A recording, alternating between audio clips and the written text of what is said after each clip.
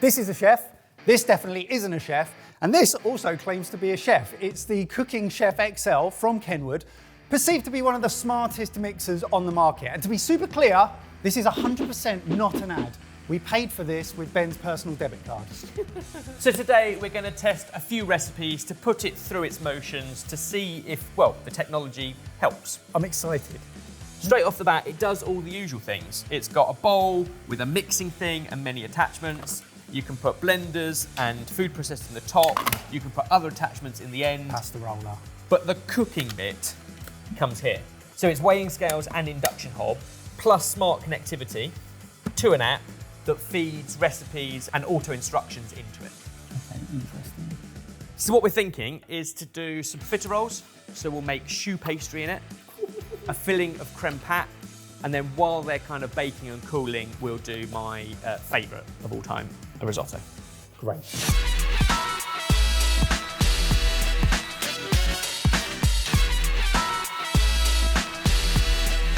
So preset recipe considers profiteroles to be very easy. We shall see. Attach the creaming beater. That's a creaming beater. That is the creaming beater. I want to see how, okay. Yeah, standard, fine. Add water, milk, butter and salt to the cooking chef. So 100 grams of water.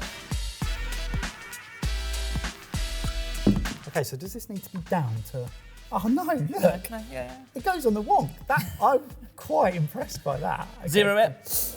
And we just want 100 grams. And then add 20 ml of milk, 40 grams of butter, and a pinch of salt. Lovely. Next step, lift the cooking chef head and fit the heat shield. Does that just go? Okay. Cook with the splash guard fitted until boiling, 2 minutes at 104 degrees Celsius on stir setting 1. Go. Now, obviously, if you're just making choux pastry, you've got a saucepan of water, you've got all the same ingredients, you heat it up to a boil, and then you beat in the flour into that, and then you add in the eggs slowly one at a time. If you want it to mix vigorously while you're stirring it, then you can transfer it to a mixer for the eggs. The fact that this is doing it all in one is, in theory, going to be better. Essentially, it's preheating up until the temperature that's required, right? Yep. And then the 2 minutes timer will start automatically? Yeah, and you can already see a little bit of steam coming off it, so it's getting there. It's not quite 104 yet. I'm having to fight my urges. Why? Because if I was doing this in a pan, I would stop that now, because it's at the temperature it needs to be. This has been pre-programmed and preset to run through the cycle, and you presume that the quantities of milk and water have all been worked out. In my head, we're now losing steam, which is what we've weighed out very accurately. I would at this point stop it, but it's still got another minute of going. Okay. But the point is, you can walk off and leave it. On the app, you've got the countdown here as well. It's completely hands-free while you're doing something else. Now, I wonder if I'm on the other side of the kitchen doing some washing up, what noise it tells me. What is the notification to move on to the next set? Oh, you get a beep on a machine and you get a lovely little alarm on an in-app and on the machine. Okay, so next step, add the bread flour to the cooking chef bowl. Okay. It's automatically turned the temperature down to 62 degrees. So you just add in 80 grams of bread flour. Can we add in 80 grams of bread flour? Yeah, but can we change the weighing? I can't see it. Good point. For accurate weighing, please stop the motor. Okay. The alarm's still going off, Edward. Yeah, I don't really stop that. This bit you don't want to get wrong, because you can't take that out. 80 grams of bread flour, so we're talking a strong, high gluten flour. And then cook with the splash guard fitted for 2 minutes at 104 degrees Celsius, speed 3. So you're going to beat it in a bit more. We'll go with 79. I'd put an extra gram in. Look at that. Okay. You're welcome. Next step, I'm going to send it to the appliance. Cook with splash guard fitted, 2 minutes, 104, speed 3. Push start. Because it's already hot, the counter has already started. So when you're making choux paste, for me in a pan, you mix it until it comes away from the sides, but then you want to add in the eggs slowly but surely. If you put them in too soon, it will just scramble the eggs. So this setting now, it's going to cool it down. Is without heat. The heat is off with a slow stir. just to make sure it cools down so that the next step when you put the eggs in doesn't scramble them. So it is thinking about everything for you because it understands the science of baking. The question is, do the results at the end reflect that? Yeah.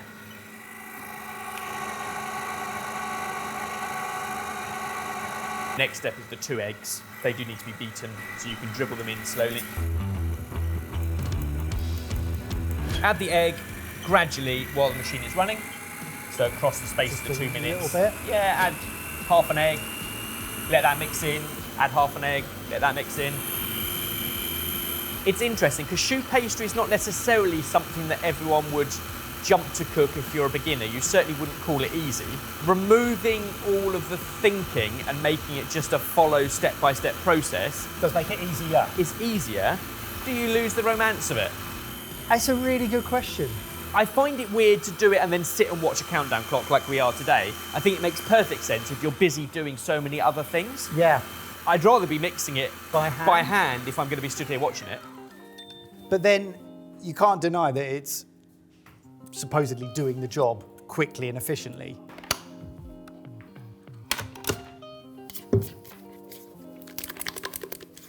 What are we looking for? Is that good? It's the perfect consistency, but it says a little bit lumpy.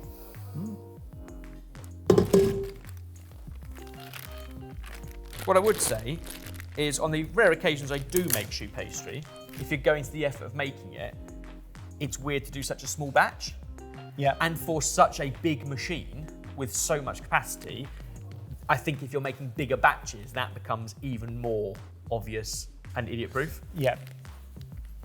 But in terms of consistency,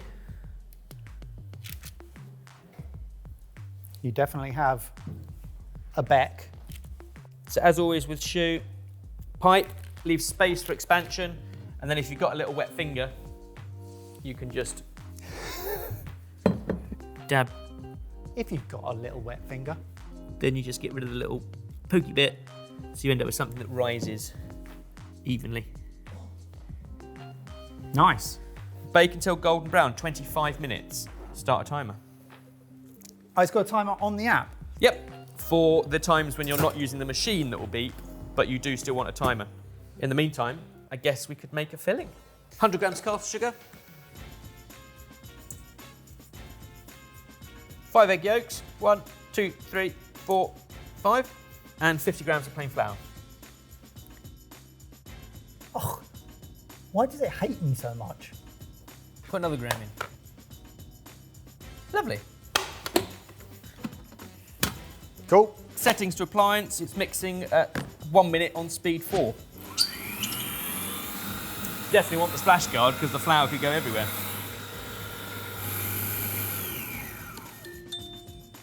Add the next ingredients into a jug and mix to combine. So 500 ml of milk and a teaspoon of vanilla.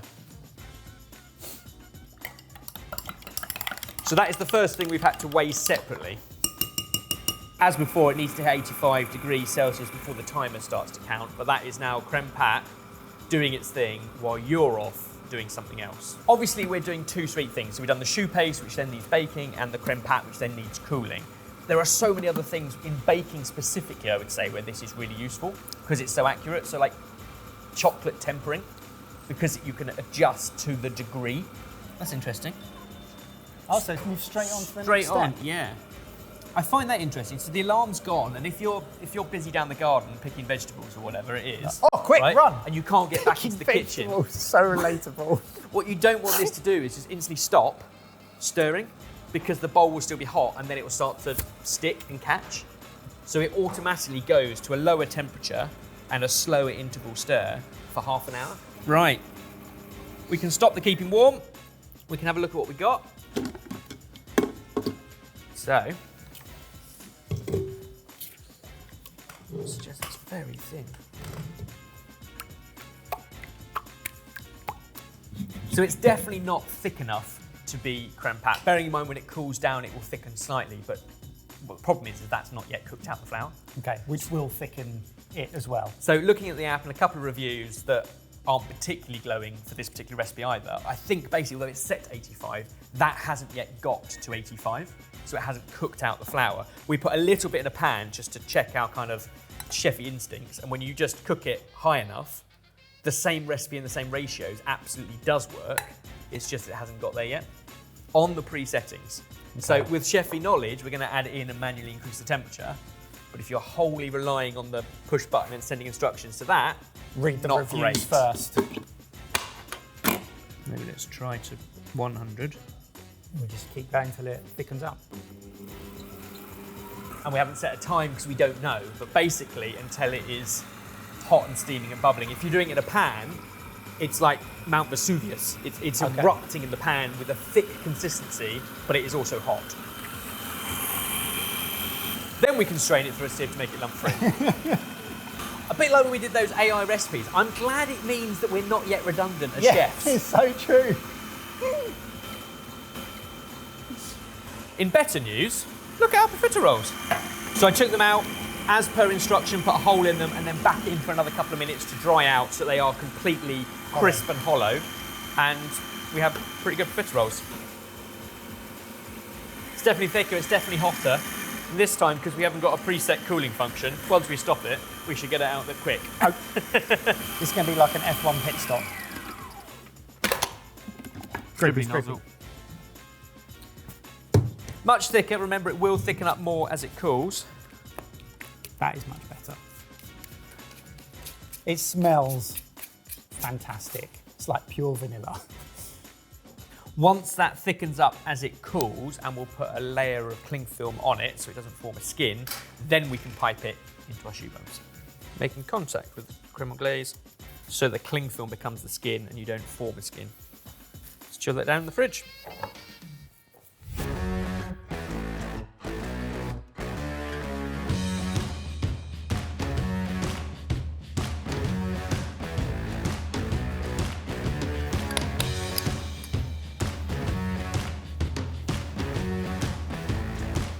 Lovely cover up. Okay, recipe number 3. This is the one that I am looking forward to. Savory. Risotto. Yes. Can it make a nice creamy risotto, doing all the cooking and the stirring while you can walk away? And we're using another inbuilt risotto recipe. Inbuilt risotto recipe. What is its rating? 4.5 out of 125 reviews. I'm happy with that. Attach the stir tool. Stir tool attached. Add 40 grams of butter. 43. Excellent. Then cook with splash guard fitted until melted. That's 1 minute, 95 degrees Celsius at a stirring speed of 1. It's so depressing that there are only 2 humans in this kitchen and 2 chefs, and I'm not one of them.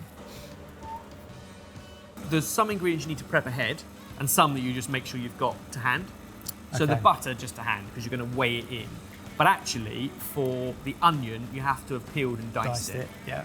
I mean, there is a yes, food good lazy processor Mike, just attachment. chuck it in and I mean, it's there. You could literally do that. And if one onion quickly whizzed up was quicker, do it. okay. I would argue it'd take you longer to clean it afterwards than it would just to chop an onion. But you do you. So I am on a batch cooking risotto marathon at the moment. Okay, you've been listening to Le Gomme Chef. Shout out miso mushroom pasta on Sidekick. Phenomenal. But I'm doing like 6 portions worth at a time. And I'm also batch cooking something else at the same time as well. So risotto is difficult because you have to keep stirring. So I can instantly see if you can fry off the onion, if you can cook it all in here and it stirs it for you, immediately in my life scenario, I can see a place for it. It could be happening while you're doing a different batch cook. Yeah. Add onions to the bowl. And then cook with splash guard fitted until translucent, 5 minutes, 95 degrees Celsius, stirring speed 2. So this is the first time we've had the interval stir. So it will stir, and then it will stop, and it will stir again. So it enables the onion to be on the bottom where we know the heat contact is, which is different to the creme pat we were doing before.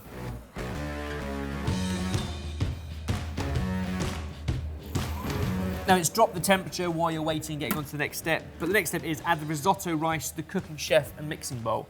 So weighing in 300 grams of risotto rice.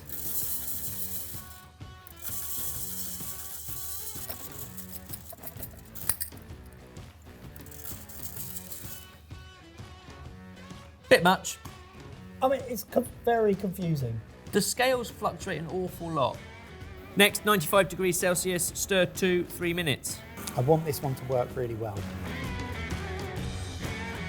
Next up, add the vegetable stock and the white wine. What it will do is stir continually, but with the whole lot in. 15 minutes on stir setting 3.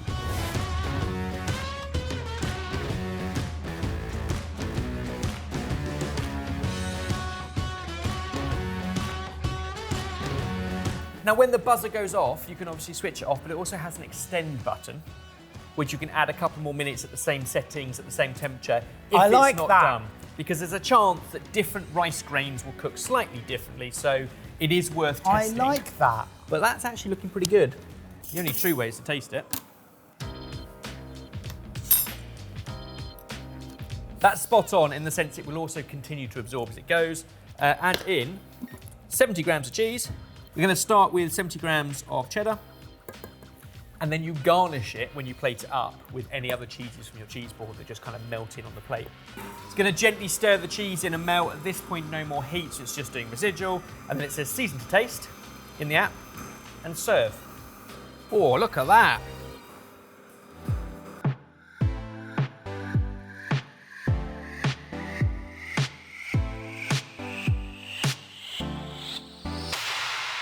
To be clear, there's lots more in the bowl. This isn't what it made. No, it's banging. It's a very simple risotto in the sense, good quality veg stock, That's perfect. a little bit of wine, cheese, but otherwise, the al dente consistency, the creaminess, considering you throw all the liquid in at once, that's a really lovely consistency. What's my overall takeaway? We know Kenwood pretty well, and we've worked with them before, and I know whether you lift it up, it is sturdy, it is solid, It's very it is heavy. seriously heavy, it's got a big motor, it's well designed. Then you add in the smart features of the scales, the induction, and the app, and they all work as they should, providing the information plugged in is correct. We came across a bit of a snag with some of the timings and temperatures today, but it was talking to the app properly. But the recipes, I think, needed a bit of work. That said, once we adjusted it, we've ended up with really good results. So we paid £1,199 for this. For that price, you would expect it to be excellent. And I have to say, it's excellent. I was worried early doors that it was taking the love out of cooking because it was so step by step, press this button, do this, and then result. However, in terms of functionality and the ease that it provides, it feels like something that I can program in, follow the steps, and get a decent result at the end. Agree. I think it's like having a decent sous chef who's going to do all the hard work, but profiteroles don't come out of that machine. You still have to finish it by hand. You still get the piping, you still get the filling, you still get the glazing, you still get the grating of the If I was parmesan. doing focaccia, I'd still get the fold and slat. And you've still got that kind of tactile touch to so many of the dishes. It just does all the boring bits really well. Alison, that's great. That is great. So you've got a nice shell, a nice consistency of really smooth creme pat, and we finished it with chocolate. It tastes nice, I can tell you that for free. And we really have barely scratched the surface. Like, it has a steamer function, it has loads of other stuff that's worth us digging in on. But on those three, it does a lot of the work for you. Well, the entire reason as to why we've done this is so that you can watch the entire process and draw your own conclusions. So let us know what you think down in the comments below. And if you could like and share the video, because we need to pay for this, it'd be greatly appreciated.